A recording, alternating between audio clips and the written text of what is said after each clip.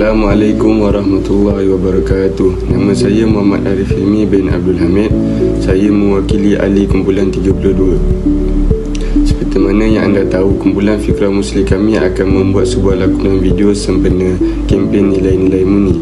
Kami memilih untuk menjalankan video berdasarkan pemerhatian kami di dalam mahasiswa dan mahasiswi sendiri.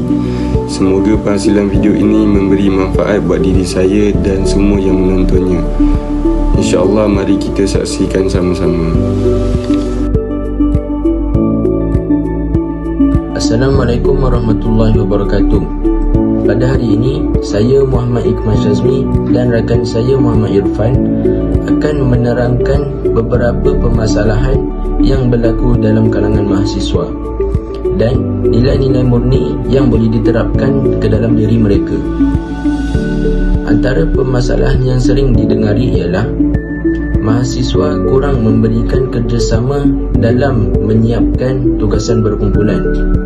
Kesannya, tugasan tersebut akan mengambil masa yang lama untuk disiapkan, atau yang lebih teruk, tugasan tersebut tidak dapat disiapkan dalam masa yang ditetapkan oleh pensyarah. Assalamualaikum warahmatullahi wabarakatuh. Nama saya Muhammad Irfan Afiq bin Azri. Jadi di sini saya akan menerangkan tentang penyelesaian masalah yang telah diterangkan oleh rakan saya Iqmal sebentar tadi. Sebagai pelajar mahasiswa, mereka haruslah mempunyai sifat nilai murni dalam diri mereka, iaitu nilai berdisiplin. Hal ini kerana mereka sering menghabiskan waktu mereka dengan perkara-perkara yang tidak berfaedah, seperti bermain game, melihat YouTube, bermain Facebook, bermain Instagram sehingga lewat malam. Perkara ini menyebabkan mereka lalai dan tidak mempunyai masa yang cukup untuk melakukan assignment mereka. Contoh yang saya boleh bagi kepada mahasiswa untuk menerapkan nilai disiplin dalam diri ialah dengan mengadakan jadual waktu bagi merancang perkara yang perlu dilakukan pada setiap masa. Kesannya mereka akan mempunyai masa yang cukup dan terancang bagi melakukan assignment dan juga perkara-perkara yang berfaedah yang lain. Jadi di sini mempunyai nilai murni yang harus diterapkan oleh setiap pelajar, iaitu nilai berdisiplin. Sekian, itu saja penerangan daripada saya dan rakan saya Iqmal. Assalamualaikum warahmatullahi wabarakatuh. Bismillahirrahmanirrahim. Assalamualaikum warahmatullahi wabarakatuh. Saya Nabila binti Razali bersama sahabat baik saya Nur Fatimah Az-Zahra binti Ahmad Basri. Hari ini kami akan memuluskan atau membincangkan tentang nilai murni berkaitan dengan pembaziran masa.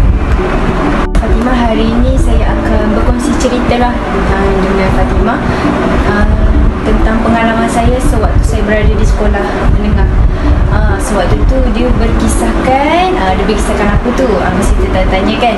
So waktu tu saya berada di tingkatan 4 dan waktu tu ada peperiksaan masalah. Biasa sekolah agama ni dia ada peperiksaan SMA. Waktu tu saya banyak main.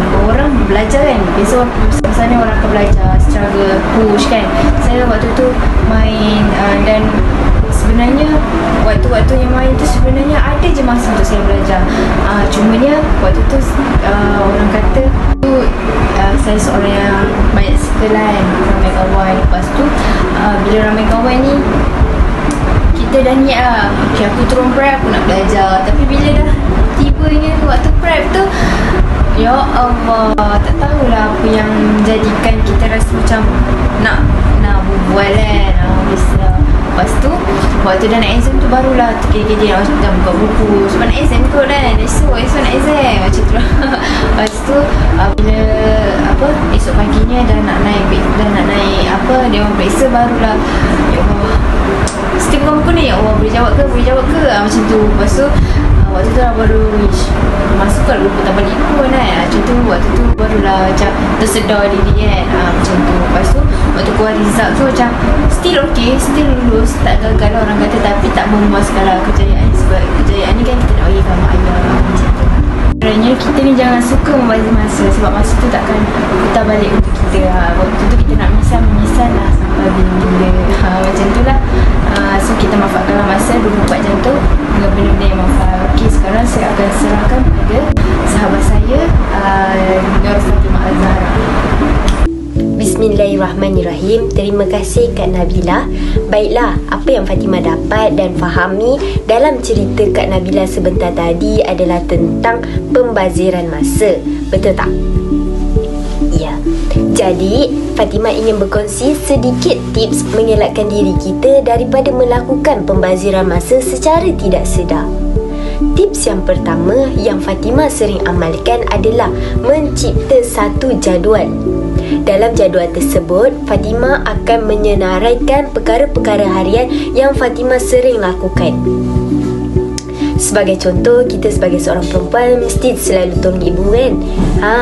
Membasuh baju, memasak, mengemas rumah dan lain-lain. Tips yang kedua, Fatimah akan tetapkan had masa pada setiap perkara yang Fatimah lakukan. Sebagai contoh, kita membasuh baju tu, kita tetapkan had masa selama setengah jam sahaja. Tidak boleh lebih, tidak boleh kurang. Tips yang terakhir, jangan pernah melengah-lengahkan masa untuk melakukan sesuatu pekerjaan supaya kita tidak menindih-nindih kerja-kerja yang lain. Itu saja daripada Fatimah. Semoga ianya bermanfaat dan membantu Kak Nabila. Assalamualaikum. Pada hari ini saya Karina bersama rakan saya Patricia akan menerangkan tentang nilai murni bertolak ansur semasa memilih tugas. Maksud bertolak ansur ialah tidak hanya mementingkan atau menguntungkan bagi sebelah pihak semata-mata, baik dalam menghadapi apa jua masalah kehidupan, tanggungjawab serta tugas yang diamanahkan, atau dengan lain perkataan lagi, tidak terlalu mengira bila berbuat baik sesama orang lain.